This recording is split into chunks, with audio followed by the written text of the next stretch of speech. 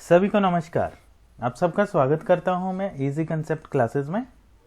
आज हम 11वीं कक्षा के व्यवसाय अध्ययन विषय के अंतर्गत साझेदारी संगठन नामक टॉपिक के ऊपर चर्चा करेंगे, जिससे संबंधित टेस्ट आपको वीडियो के डिस्क्रिप्शन में भी मिल जाएगा। ऑनलाइन टेस्ट है वो, और आप सबको व्हाट्सएप के माध्यम से भी मिल जाएगा।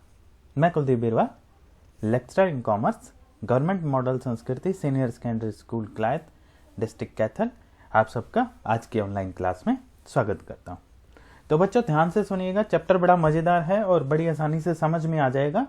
सिर्फ आपको ध्यान से सुनने की जरूरत है। पूरा चैप्टर को ध्यान से सुनिएगा। इसी वीडियो में से ही छांट छांट के मैं जो है वो क्वेश्चन पेपर बनाने वाला हूं। तो चलिए शुरू करते हैं। सबसे पहले जान लेते हैं कि आज हम किस किस पॉइंट या किस किस टॉपिक के ऊपर चर्चा करने वाले हैं। आज हम समझेंगे साझेदारी का अर्थ, उसके प्रकार, साझेदारी के लाभ और उसकी सीमाएं, साझेदारी एवं एकाकी व्यापार में अंतर भी हम जान लेंगे। एकाकी व्यापार का अर्थ हम पिछली वीडियो में हम समझ चुके हैं और उसका टेस्ट भी आप अटेम्प्ट कर चुके हो अब तक। साझेदारों के प्रकार आज हम जान लेंगे और साझेदारी का पंजीयन यानी रजिस्ट्रेशन कैसे किया जाता है, उसके क्या फायदे क्या नुकसान हो सकते हैं, उसके बारे में हम चर्चा करेंगे। और साझेदारी संलेख के बारे में भी आज हम जानेंगे। चलिए सबसे पहले साझेदारी का अर्थ। प्राय यह देखने में आता है कि जब भी कोई नई व्यवस्था आरंभ होती है तो इसका आधार पुरानी व्यवस्था की सीमाएं होती है। मतलब पुरानी व्यवस्था में जो भी कमियां होती हैं उसको दूर करने के लिए जो एफर्ट्स हम करते हैं तो कुछ ना कुछ नई व्यवस्था का जन्म होता है। इसी प्रकार एकाकी व्यापार की अनेक समस्याएं थी, हमने पिछले वीडियो में देखा हमने, जिसका लिंक मैं आपको डिस्क्रिप्शन में दे दूंगा। पूंजी की कमी, एक कमी जो है काफी उसमें थी। सीमित प्रबंध क्षमता भी एक जो है उसके अंदर कमी थी, जिसके कारण साझेदारी व्यवस्था का जन्म हुआ। एकाकी व्यापार प्रारंभ में अकेले ही जो है व्यक्तिगत रूप से स्थापित किया जाता रहा है और करते हैं। जैसे ही व्यवसाय का विस्तार होने लगता है वह प्रबंधकीय क्षमता को बढ़ाने के लिए वैतनिक प्रबंधक को नियुक्त कर लेता है और वित्त व्यवस्था के रूप में ऋण लेकर भी काम चला लेता है। लेकिन जब कोई एकाकी व्यवसायिक उपक्रम एक सीमा से अधिक बढ़ जाता है, यानी उसका जो है वो आकार व्यवसाय का बढ़ने लग जाता है बहुत अधिक, और प्रबंधक और ऋण दोनों ही अपर्याप्त होने लग जाते हैं, तो एकाकी व्यापारी को अपने किसी कर्मचारी अथवा बाहरी व्यक्ति को साझेदार के रूप में अपने साथ मिलाना पड़ता है और इस प्रकार व्यवसाय को स्वामित्व एक व्यक्ति तक सीमित न रहकर अनेक व्यक्तियों में विभाजित हो जाता है। और इसी प्रकार के व्यवसायिक संगठन को हम साझेदारी संगठन कहते हैं। डेफिनेशन के साथ समझते हैं। भारतीय साझेदारी अधिनियम 1932 की धारा 4 के अनुसार साझेदारी उन व्यक्तियों के मध्य एक संबंध है जिन्होंने ऐसे व्यवसाय के लाभ को परस्पर बांटने के लिए समझौता किया है जिसे वे सब मिलकर चला रहे हैं या उन सब की ओर से कोई एक व्यक्ति चला रहा है। तो बड़ी अच्छी डेफिनेशन है, साधारण सी डेफिनेशन है बिल्कुल। मिस्टर शुबेन ने भी एक डेफिनेशन दी है, 2 या 2 से अधिक व्यक्ति संयुक्त रूप से किसी व्यवसाय को चलाने का पूरा उत्तरदायित्व अपने ऊपर लेने का कोई लिखित अथवा मौखिक समझौता करके साझेदारी का निर्माण कर सकते हैं। तो क्या मतलब हो गया साझेदारी का? व्यवसायिक संगठन के उस प्रारूप से साझेदारी का मतलब है जिसमें 2 या 2 से अधिक व्यक्ति स्वेच्छा से किसी वैधानिक व्यवसाय को चलाने के लिए सहमत होते हैं। तो एकाकी में तो एक था, इसमें 2 या 2 से अधिक व्यक्ति आ गए।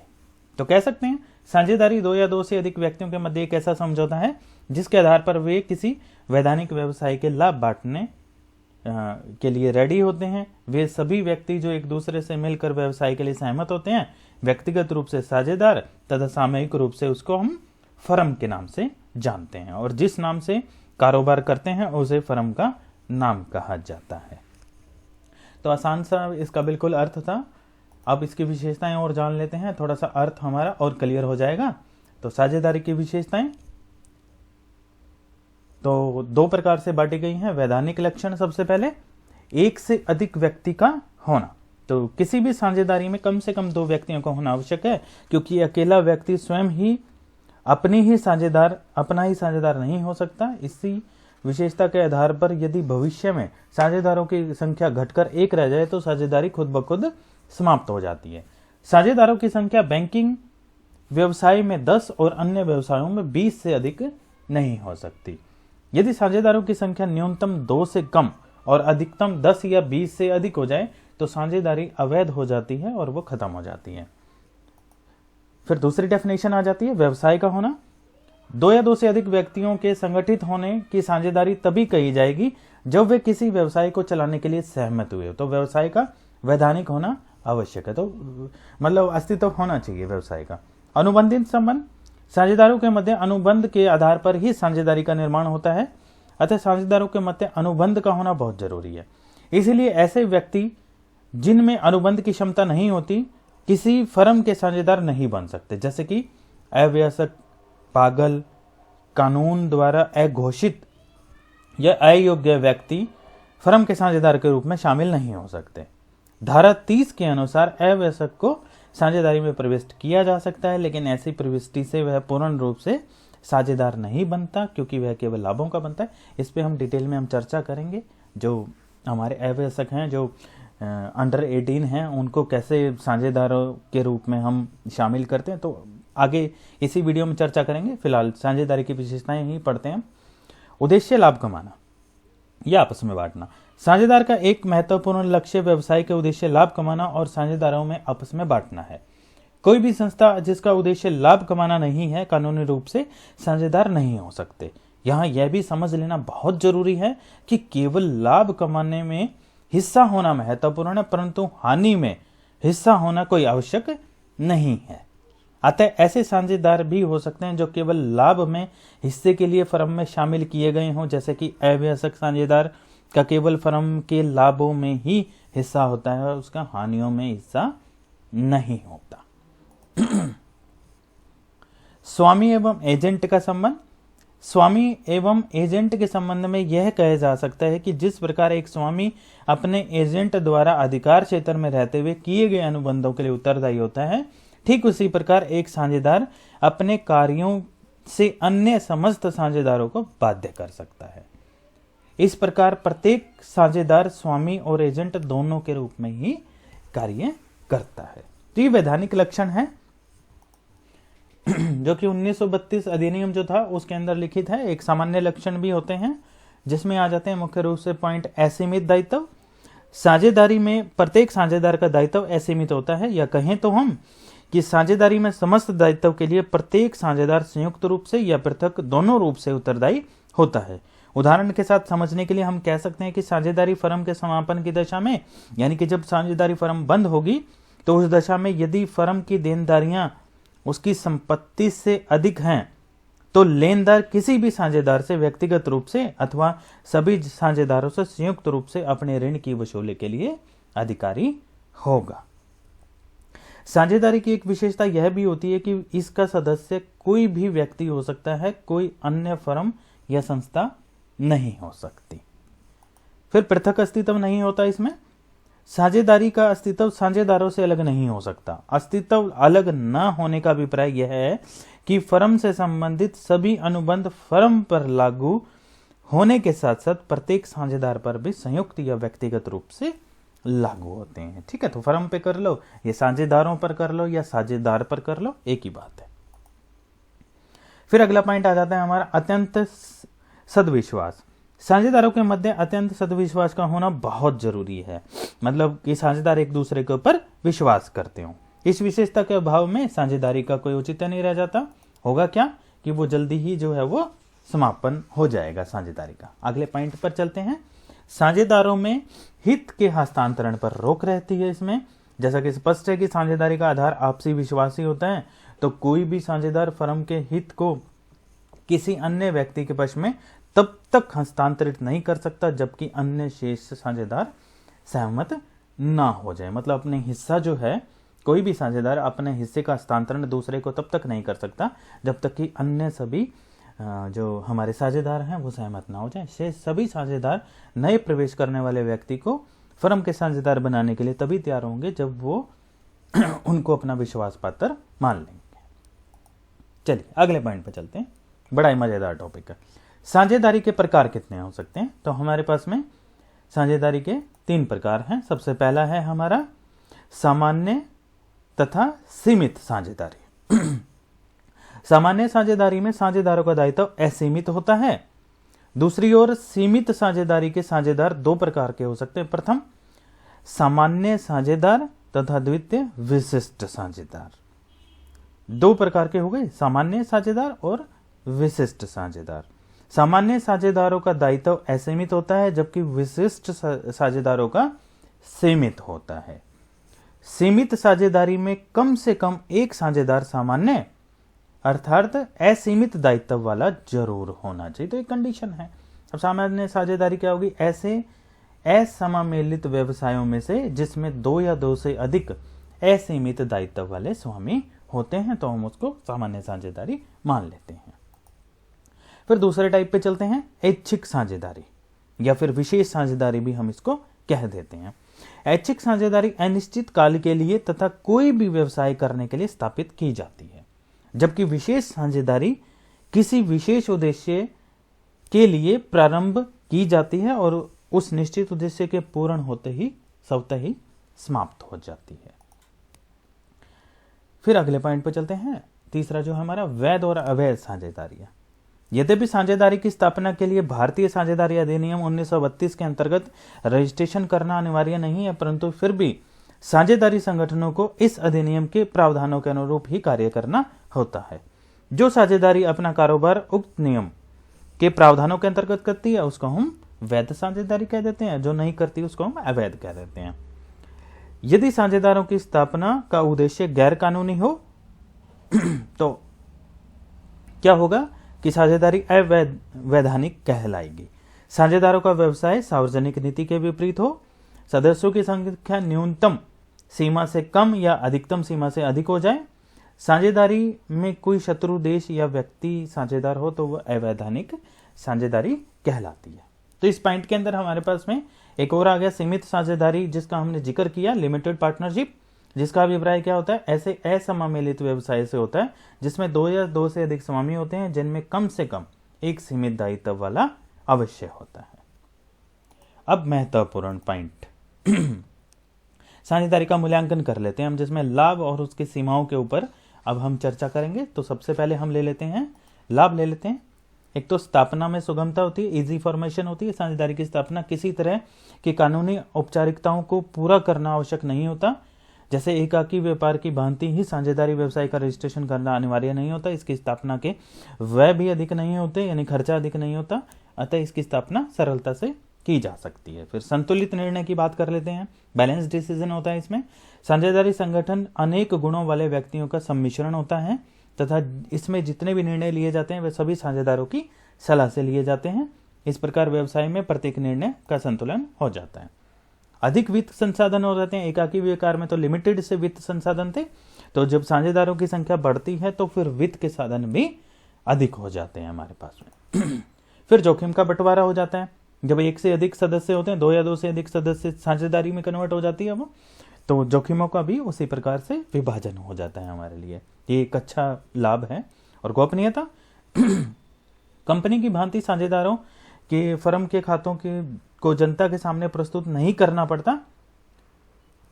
इस प्रकार कंपनी की अपेक्षा इसमें अधिक गोपनीयता होती। कंपनी वाला चैप्टर आगे आएगा, उसमें तो हमें अपने खातों का विवरण जनता के सामने प्रस्तुत करना होता है। तो साझेदारी में ऐसा कोई लिमिटेशन नहीं है कि करना ही पड़ेगा। अब बात कर लेते हैं इसकी सीमाओं के बारे में, क्या लिमिटेशन है इसकी या फिर कहीं की क्या कमियां हैं। एक तो असीमित दायित्व हो गया। साझेदारों में प्रत्येक साझेदार का दायित्व असीमित होता है, या फिर कहीं तो साझेदारी के समस्त दायित्व के लिए प्रत्येक साझेदार संयुक्त या पृथक दोनों रूप से उत्तरदायी होता है। साझेदारी फर्म के समापन की दशा में यदि फर्म की देनदारियां उसकी संपत्ति से अधिक होगी तो लेनदार किसी भी साझेदार से व्यक्तिगत रूप से अथवा सभी साझेदारों से संयुक्त रूप से ऋण की भुगतान का अधिकारी होता है। फिर सीमित साधन। साझेदारी व्यवसाय में वित्तीय साधन साझेदारों की व्यक्तिगत पूंजी या फिर उनके ऋण लेने की क्षमता तक ही सीमित होते हैं। व्यवसाय के विस्तार के लिए वित्तीय संबंधी अपर्याप्त पड़ने लग जाते हैं जब जो आवश्यकता पड़ती है, तो ऐसी स्थिति में पुराने साझेदारों की वित्त प्रदान करने की सीमा समाप्त हो जाती है। एक सीमा के बाद नए साझेदारों को भी फर्म में सम्मिलित नहीं किया जा सकता। अतः निरंतर विकसित होने वाले या बड़े आकार वाले व्यवसायों के लिए साझेदारी व्यवस्था उपयुक्त नहीं होती। मतलब इसका भी एक दायरा है, उस दायरे का बढ़ते चले जाने से एकाकी साझेदारी में आ गया, और ज्यादा बढ़ेगा तो फिर कंपनी में कन्वर्ट हो जाएगा। फिर समन्वय का अभाव, लैक ऑफ कोऑर्डिनेशन। साझेदारी की सफलता आपसी सूझबूझ, विश्वास और सहयोग पर निर्भर करती है, ये हम सब ने जान लिया अब तक। परंतु फिर भी जहां भी अधिक व्यक्ति होंगे वहां विचारों में भिन्नता आ जाएगी, जिसके परिणाम स्वरूप झगड़े होने की संभावना और समन्वय का अभाव आना स्वाभाविक है। कई बार तो ऐसी परिस्थितियां उत्पन्न हो जाती है कि साझेदारी व्यवसाय असमय ही बंद करना पड़ जाता है। फिर निरंतरता का अभाव, लैक ऑफ कंटिन्यूटी। साझेदारी का अस्तित्व बहुत अनिश्चित होता है। जैसे यदि किसी फर्म में केवल 2 ही साझेदार है और एक साझेदार की मृत्यु हो जाए, दिवालिया हो जाए या पागल हो जाए, तो उस कंडीशन में साझेदारी व्यवसाय का अंत हो जाता है या व्यवसाय बंद करना पड़ जाता है। एक तो सामाजिक हानि हो जाती है, इससे दूसरा कर्मचारियों और ग्राहकों को भी असुविधा होने लग जाती है। फिर जनता के विश्वास का अभाव, क्योंकि कंपनी की भांति साझेदारी व्यवसाय वार्षिक खातों का जनता के सामने प्रस्तुतिकरण उसको नहीं करना पड़ता, इसीलिए जनता के सामने उसके खाते चिट्ठों की जानकारी नहीं पहुंच पाती है, जिसकी वजह से जनता के विश्वास का अभाव हो जाता है। तो कह सकते हैं कि साझेदारी व्यवसाय में लाभ और हानि जानने के बाद में निश्चित रूप से कहा जा सकता है कि यह प्रारूप सर्वोत्तम है जब व्यवसाय का आकार मध्य स्तर पर हो। छोटे स्तर पर हो तो एकाकी हो गया, मध्य स्तर पर हो और साझेदारों में आपसी सूझबूझ और सद्भावना हो। अब हम जान लेते हैं कि साझेदारी और एकाकी व्यापार में असल में अंतर क्या है। जो हमने पिछला चैप्टर कवर किया था, एकाकी व्यापार और साझेदारी, जो अभी हम कर रहे हैं, इसमें डिफरेंस जान लेते हैं। टेबल में देखिए, अंतर का आधार साझेदारी और सोल ट्रेड। सदस्यों की संख्या, तो साझेदारी में न्यूनतम 2 अधिकतम 20, सामान्य व्यवसाय में और बैंकिंग में न्यूनतम 2 अधिकतम 10। बढ़िया प्रश्न बनता है ये कि कितने सदस्य होने चाहिए सामान्य व्यवसाय में और बैंकिंग व्यवसाय में। एकाकी में, एकाकी व्यापार में स्वामी एक ही व्यक्ति होता है। फिर ठहराव एग्रीमेंट की बात कर लेते हैं, तो साझेदारी में स्पष्ट या गर्भित ठहराव का होना आवश्यक है। यह ठहराव साझेदारी संलेख के रूप में होता है, जिसका हम आगे चर्चा करेंगे, साझेदारी संलेख का। वहीं एकाकी व्यापार में एक ही व्यक्ति होने के कारण किसी प्रकार के एग्रीमेंट की जरूरत नहीं पड़ती। फिर अधिनियम एक्ट की बात करते हैं, तो साझेदारी अधिनियम 1932 लागू होता है, एकाकी व्यापार में कोई अधिनियम नहीं है। रजिस्ट्रेशन की बात करें तो रजिस्ट्रेशन पार्टनरशिप में आवश्यक नहीं है, परंतु लाभदायक जरूर होता है, और एकाकी में रजिस्ट्रेशन की आवश्यकता नहीं होती। प्रॉफिट एंड लॉस शेयरिंग की बात कर लेते हैं, लाभ और हानि का बंटवारा। सभी साझेदारों में लाभ हानि का बंटवारा ठहराव के अनुसार, यानी जो एग्रीमेंट उनके अंदर हुआ होगा कि 50% उसका हिस्सा होगा या बराबर बटेगा या 20% उसका होगा, तो उस हिसाब से रहेगा। वहीं एकाकी में तो लाभ हानि के बंटवारे की तो बात ही नहीं होती। फिर प्रबंध की बात करें तो सभी साझेदार या सबकी ओर से एक साझेदार फर्म का प्रबंधन कर सकता है। वहीं सोलो ट्रेड में तो एक ही व्यक्ति होने के कारण सारा बोझ उसी मालिक के ऊपर ही होता है। फिर कैपिटल पूंजी की बात कर लेते हैं। फर्म में सभी साझेदार पूंजी लगाते हैं, फलतः फर्म के वित्तीय साधन भी अधिक हो जाते हैं। वहीं एकाकी व्यापार में एक ही लगाता है तो सीमित मात्रा में पूंजी रहती है। फिर हित के हस्तांतरण की अब बात कर लें तो कोई भी साझेदार अन्य साझेदार की अनुमति के बिना फर्म का हस्तांतरण नहीं कर सकता, अनुमति से कर सकता है। वहीं एकाकी व्यापार में तो हित हस्तांतरण की स्वतंत्रता रहती है, क्योंकि एकाकी व्यापार में तो किसी से पूछना ही नहीं पड़ता, एक ही स्वामी होता है। तो आसान से डिफरेंस थे, रिवाइज भी हो गया होगा आपका एकाकी। अब साझेदारों के प्रकार की हम बात कर लेते हैं। साझेदारों के प्रकार, प्राय 2 प्रकार के साझेदार पाए जाते हैं। एक वे साझेदार होते हैं जिनका संबंध जो है वो सीधा फर्म के साथ होता है। ये साझेदार फर्म में पूंजी लगाते हैं और लाभ हानि के हिस्सेदार भी होते हैं। इन्हें पूर्ण साझेदार कहा जाता है। वहीं द्वितीय साझेदार वे होते हैं जिनका पूर्ण हित नहीं होता व्यवसाय में। वे साझेदार किसी विशेष उद्देश्य से ही फर्म के साथ जुड़ते हैं। जैसे ही वो उद्देश्य पूर्ण होता है तो उनकी साझेदारी स्वयं ही समाप्त हो जाती है। तो सबसे पहले आ जाते हैं हमारे पूर्ण साझेदार। इसमें क्या आते हैं? सक्रिय साझेदार होते हैं वे साझेदार जो फर्म के संचालन में सक्रिय रूप से भाग लेते हैं, सक्रिय साझेदार कहलाते हैं। इसके अतिरिक्त वे फर्म में पूंजी लगाते हैं, लाभ हानि में हिस्सा प्राप्त करते हैं। इनका उत्तरदायित्व भी असीमित होता है। ऐसे साझेदार फर्म के एजेंट के रूप में भी कार्य करते हैं, मतलब सभी साझेदारी से संबंधित कार्य करने में ये सक्षम होते हैं। ये सामान्य या फिर साधारण साझेदार भी कहलाते हैं। फिर पूर्ण साझेदार में ही दूसरा आ जाता है हमारा शिथिल साझेदार। ये क्या होते हैं कि साझेदार तो होते हैं अन्य साझेदारों की भांति पूंजी का विनियोग भी करते हैं, लाभ हानि में हिस्सा भी लेते हैं, असीमित उत्तरदायित्व भी सहन करते हैं। खैर असीमित उत्तरदायित्व तो सभी करेंगे, ये जो पूर्ण साझेदार होंगे। प्रबंध में भी भाग लेते हैं और इनका दायित्व असीमित जो होता है, लेकिन सक्रिय रूप से जो है व्यवसाय संचालन में भाग नहीं लेते हैं। फिर अनुबंधित गुप्त साझेदार। गुप्त साझेदार है, अनुबंधित नहीं है, ये शब्द गलती से प्रिंट हो गया। वह साझेदार जिसके फर्म के साथ संबंध में आम जनता को जानकारी नहीं होती, गुप्त साझेदार कहलाते हैं। इसकी विशेषताएं अन्य साझेदारों के समान ही होती हैं। पूंजी में विनियोग करता है, लाभ हानि में हिस्सा लेता है, प्रबंध में भाग लेता है और असीमित दायित्व भी इसका रहता है, लेकिन लोगों को इसकी जानकारी नहीं होती है। तो ये तो तीनों हो गए। पूर्ण साझेदार हमारे, सक्रिय साझेदार, शिथिल और गुप्त। अनुबंधित जो लिखा हुआ वो गलत प्रिंट हो गया, उसको इग्नोर करते हैं। एक टाइप होती है हमारी अपूर्ण साझेदार। इसमें क्या आ जाते हैं? नाम मात्र के साझेदार। नाम मात्र के साझेदार का क्या मतलब होगा? ऐसे साझेदार जो ना तो पूंजी लगाते हैं, ना ही लाभ हानि में हिस्सा लेते हैं, ना ही व्यवसाय के संचालन में भूमिका निभाते हैं।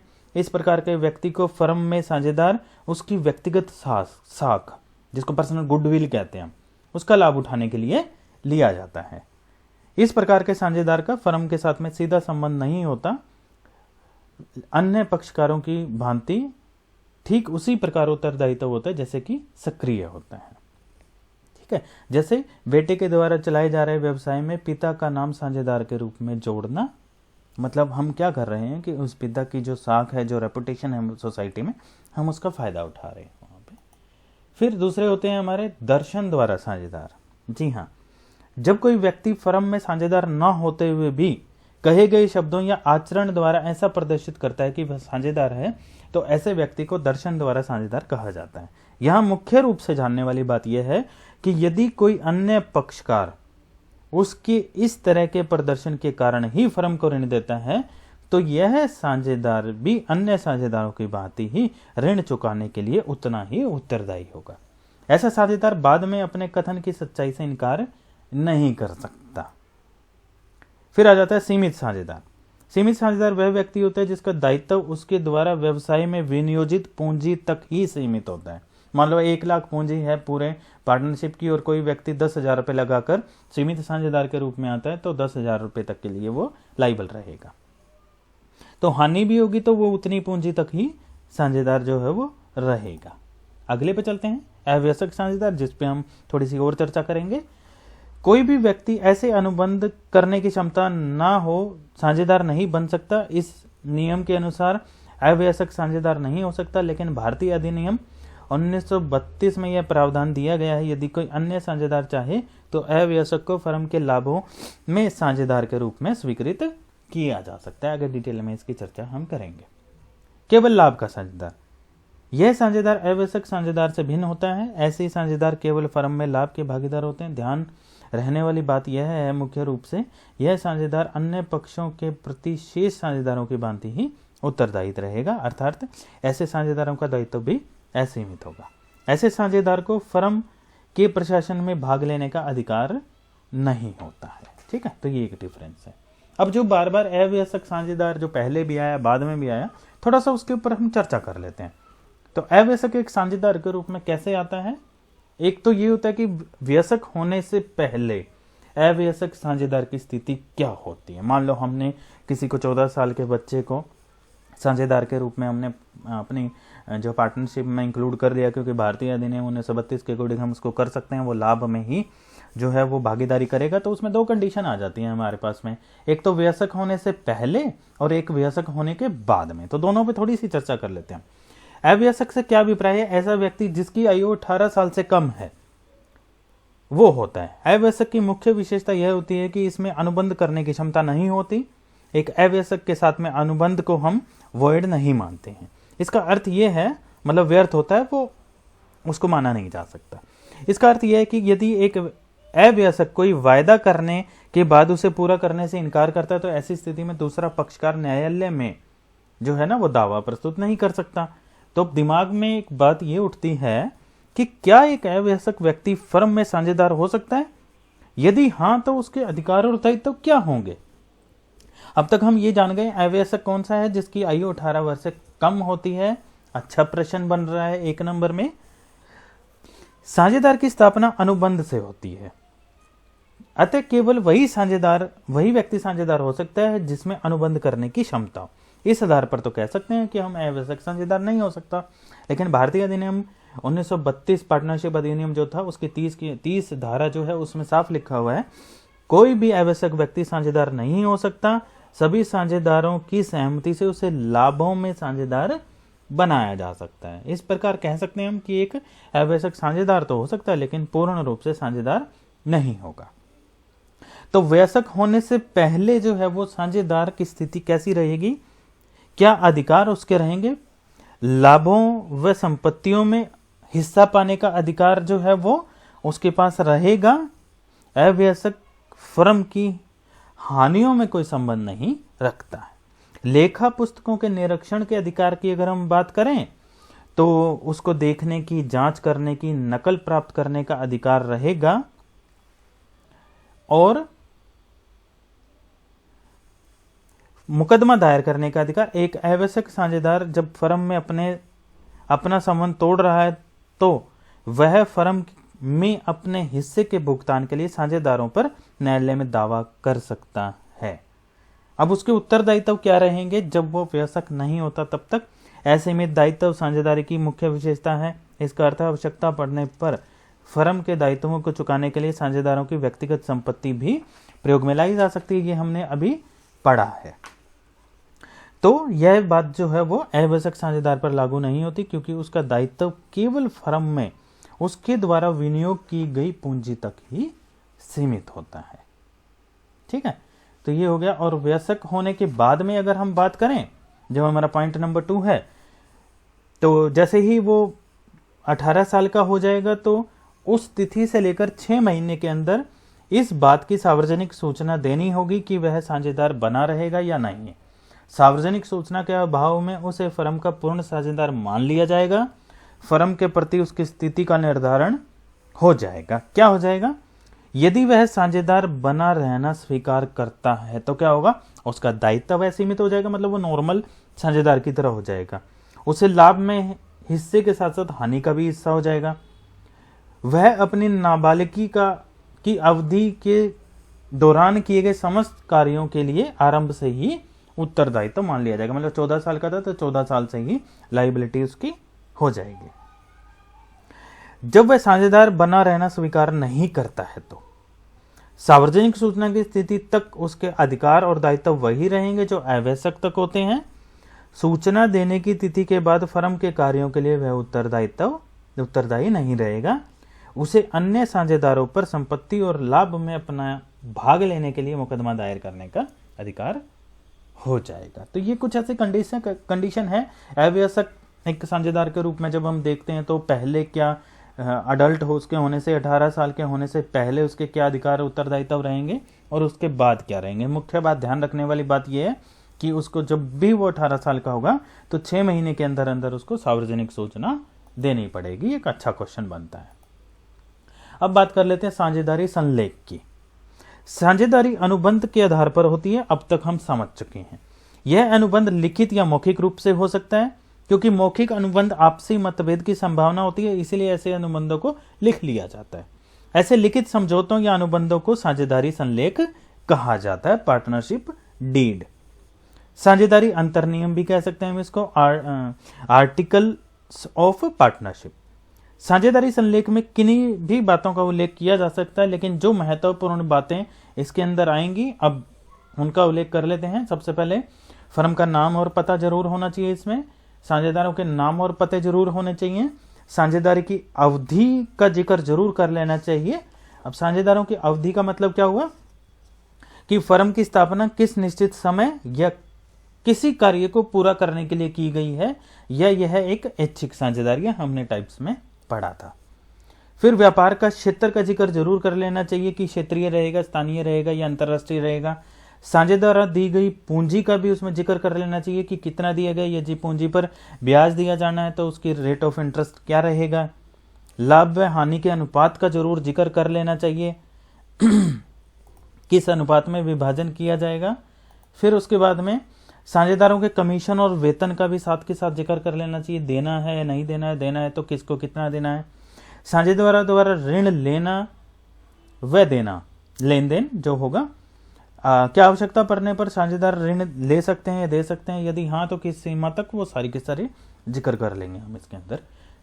आहरण व उस पर ब्याज, यदि साझेदार कोई पैसा अपने निजी आवश्यकता के लिए फर्म में से निकालता है तो कितना निकाल सकता है और उस पर ब्याज क्या लिया जाएगा और क्या अवधि रहेगी, उसका भी जिक्र कर लेंगे हम। साझेदारों के अधिकार, कर्तव्य और सभी दायित्वों का जिक्र हम इसमें कर लेंगे। फिर खाता पुस्तकों का अंकेक्षण यानी कि ऑडिट, खाता पुस्तकों को रखने का ढंग, उसकी सामयिक जांच, अंतिम खाते तैयार करने की विधि आदि का पूर्ण विवरण हम कर लेंगे। अंकेक्षण कराने की व्यवस्था का भी स्पष्ट रूप से उल्लेख हम कर लेंगे। फिर प्रवेश और निवृत्त होना, विधान के अनुसार नए साझेदार का प्रवेश, पुराने साझेदारी के समापन, सर्वसम्मति, इन सभी नियमों का पहले से ही उल्लेख हम इसके अंदर कर लेंगे। अवश्यक वाला भी उल्लेख हम कर लेंगे। फिर साझेदारी नियमों का उल्लंघन करने पर क्या कार्रवाई की जा सकती है उसके विरुद्ध, वो सभी उल्लेख हम पहले कर लेंगे। साझेदार की मृत्यु और उसका उत्तराधिकारी से संबंधित भी हम जिक्र कर लेंगे। अगर मृत्यु हो गई है तो मान लीजिए किसी साझेदार की मृत्यु हो गई तो व्यापार में लगी हुई पूंजी और संपत्ति का भुगतान उसके वैधानिक उत्तराधिकारी को किया जाना है। यदि उस राशि को व्यापार में ही रखना है तो उत्तराधिकारी को साझेदार के अधिकार दिए जाने हैं या नहीं दिए जाने, इस प्रकार की सारी शर्तें हम जरूर लिख लेंगे। फिर साझेदारी का अंत की हम बात कर लेते हैं। किन किन परिस्थितियों में साझेदारी का अंत होगा, इसका उल्लेख स्पष्ट रूप से कर लेना चाहिए। फिर ख्याति का मूल्यांकन, साझेदारी संलेख में व्यावसायिक ख्याति के मूल्यांकन का, उसकी विधि का भी जो है उल्लेख कर लेना चाहिए। हमने अकाउंटेंसी में पढ़ा था कि ख्याति का मूल्यांकन कैसे किया जाता है, वो भी हम उल्लेख कर लेंगे। फिर उसके बाद में सबसे जरूरी जो आ जाता है मध्यस्थ वाक्य, भविष्य में होने वाले आपसी मतभेदों को दूर करने के लिए मध्यस्थ की नियुक्ति होगी या नहीं होगी, यदि हाँ तो किस प्रकार से ऐसी नियुक्ति की जा सकेगी और मध्यस्थ के क्या क्या अधिकार रहेंगे, इसका उल्लेख साझेदारी समझौते में होना बहुत आवश्यक है। तो ये कुछ ऐसे 16-17 पॉइंट ऐसे हैं, यदि नहीं समझ लेना चाहिए कि यह भी नहीं समझ लेना चाहिए कि एक साझेदारी संलेख में केवल उपरोक्त बातें ही लिखी जाए, ऐसी और भी बातें लिखी जा सकती हैं। आवश्यकता पड़ने पर बातें कम भी हो सकती हैं इससे और अधिक भी हो सकती हैं। तो साझेदारी संलेख का एक मोटा मोटा सा आपको एक थोड़ा सा खाका सा तैयार हो गया, एक आइडिया हो गया कि किस प्रकार की रहती है। चलिए आगे बढ़ते हैं। अब जिक्र कर लेते हैं रजिस्ट्रेशन से संबंधित साझेदारी की स्थापना और रजिस्ट्रेशन। साझेदारी अधिनियम जो है उसके अनुसार फर्म की स्थापना के लिए रजिस्ट्रेशन या पंजीयन की कोई आवश्यकता पंजीकरण की नहीं है, परंतु फर्म का रजिस्ट्रेशन ना करने से उसे कुछ असुविधाओं का सामना करना पड़ सकता है। वहीं दूसरी ओर रजिस्ट्रेशन करा लेने से उसको जो सुविधाएं प्राप्त हो जाती हैं उसका हम अब जिक्र कर लेते हैं। तो सबसे पहले रजिस्ट्रेशन कराने की जो विधि है उसके बारे में चर्चा करते हैं। फर्मों का रजिस्ट्रेशन कराने के उद्देश्य से सभी राज्य सरकारों ने अपने अपने राज्यों के फर्मों के रजिस्ट्रार और फर्म नियुक्त किए गए हैं। फर्मों के रजिस्ट्रेशन के लिए सबसे पहले एक निर्धारित फॉर्म भरना पड़ता है और फिर निश्चित शुल्क के साथ यह फॉर्म संबंधित राज्य के रजिस्ट्रार और फॉर्म के पास में दाखिल करना पड़ता है। तो जो वो फॉर्म हम दाखिल करते हैं उसमें क्या क्या सूचनाएं होती हैं जो आप स्क्रीन पर देख रहे हैं। फर्म का नाम, स्थान मतलब जहां पर फर्म स्थापित की गई, अन्य स्थान जहां पर फर्म कार्य करेगी, साझेदारों के नाम और पते, प्रवेश की तिथि, फर्म की अवधि और हस्ताक्षर वगैरह, साझेदारों के या फिर कोई भी अधिकृत प्रतिनिधि हो उसके हस्ताक्षर वगैरह, ये सारी चीजें उस फॉर्म के ऊपर जाएंगी। जब रजिस्ट्रार को उचित जांच पड़ताल के बाद में पूर्ण विश्वास हो जाता है कि जो ये बातें हमने फॉर्म में भर के दी हैं वो सही हैं, तो फिर वो क्या करता है, एक रजिस्टर होता है उसके पास में जिसमें फार्मों का रजिस्टर कहते हैं, उसमें प्रविष्टि कर देता है।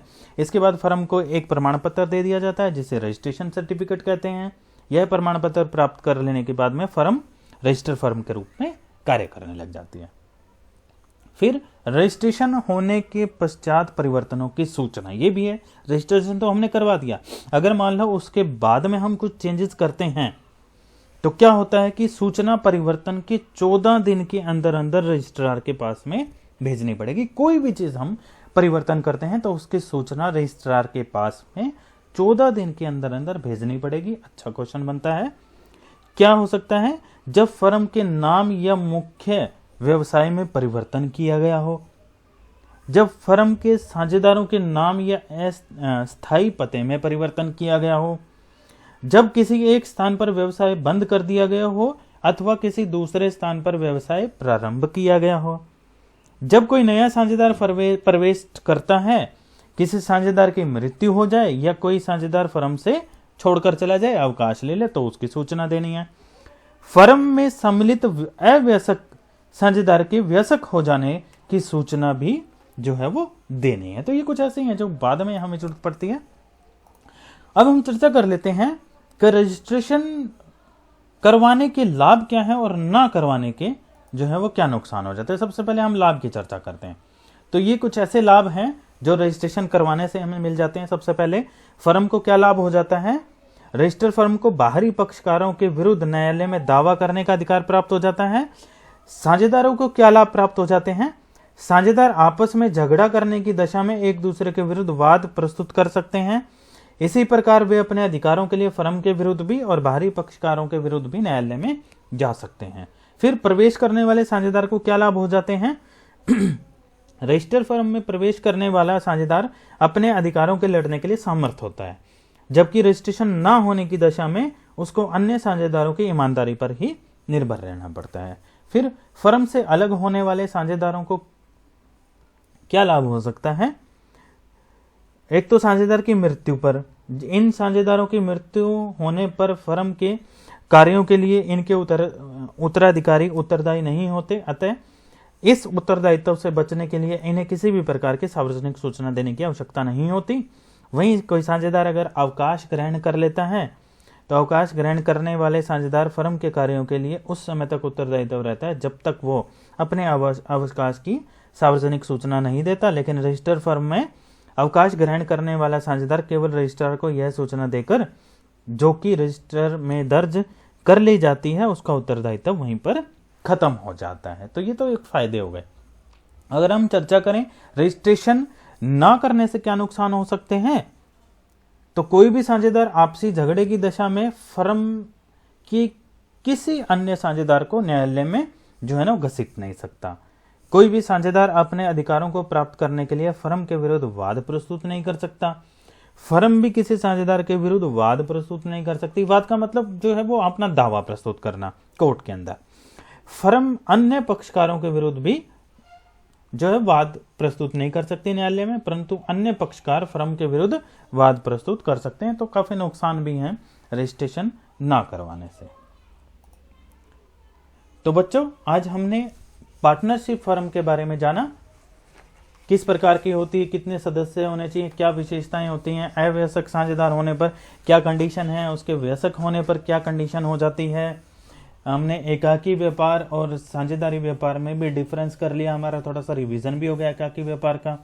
फिर साझेदारी की स्थापना या रजिस्ट्रेशन किस प्रकार किया जाता है, रजिस्ट्रेशन करने की स्थिति में हमें क्या लाभ मिलते हैं, ना करने की स्थिति में क्या नुकसान हो जाते हैं, और सबसे जरूरी चीज हमने साझेदारी संलेख को भी जान लिया कि किस प्रकार से साझेदारी जो हम पार्टनरशिप डीड जो हम बनाते हैं, जो लिखित में हम एक बनाते हैं, आपसी साझेदार मिलकर इस कंडीशन में ये होगा वो होगा, इस प्रकार से सिचुएशन संभाली जाएगी, ये जरूर पता होना चाहिए। ये सारी कुछ 16-17 पॉइंट हमने अच्छे से डिस्कस किए।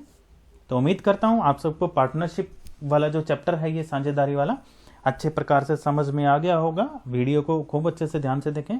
इसी का ऑनलाइन टेस्ट जो है वो बनाकर डिस्क्रिप्शन लिंक में आपको मिल जाएगा, हमारी वेबसाइट पर आपको मिल जाएगा, व्हाट्सएप के माध्यम से आप तक पहुंच जाएगा। उम्मीद करता हूं आप सबने ध्यान से सुना होगा, समझ में आ गया होगा। अगली वीडियो तक के लिए मुझे इजाज़त दीजिए। आप सबका हार्दिक धन्यवाद।